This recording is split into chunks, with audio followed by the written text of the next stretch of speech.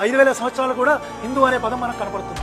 అవస్థలు మన దాంట్లో లేదు. అవస్థలు కూడా లేదు. మేము అవస్థను కూడా డౌన్లోడ్ చేసి చూసాము. జెండా అవస్థ అని బాబాసాహెబ్ అంబేద్కర్ చదివాడు, మేము కూడా చదివాము. ఎక్కడ ఆ పదం అనేది లేదు. ఫస్ట్ హిందూ అన్న మాట ఋగ్వేదంలో లేదు, ఉపనిషత్తులలో, బ్రాహ్మణులో కూడా లేదు, చివరికి స్మృతులలో కూడా లేదు.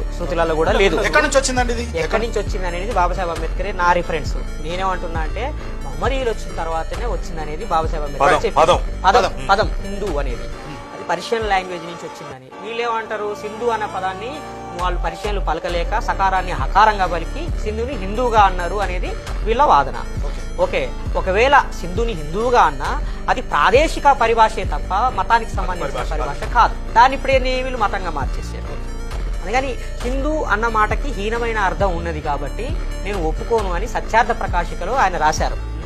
ఏదో స్వామి దయానంద సరస్వతి, ఒక నిమిషం సార్, దయానంద సరస్వతి గారు ఒప్పుకోలేదు, వివేకానందుడు కూడా ఒప్పుకోలేదు, చిన్నజీయర్ స్వామి కూడా నిన్ననే ఆయన జస్ట్ ఒక 2-3 నెలలో 6 నెలల క్రితం ఆయన కూడా ఒప్పుకోలేదు. నిజమైన అంటే ఈ ధర్మం గురించి చర్చ చేసే వాళ్ళు ఎవరైనా ఆ పేరును ఒప్పుకోరు.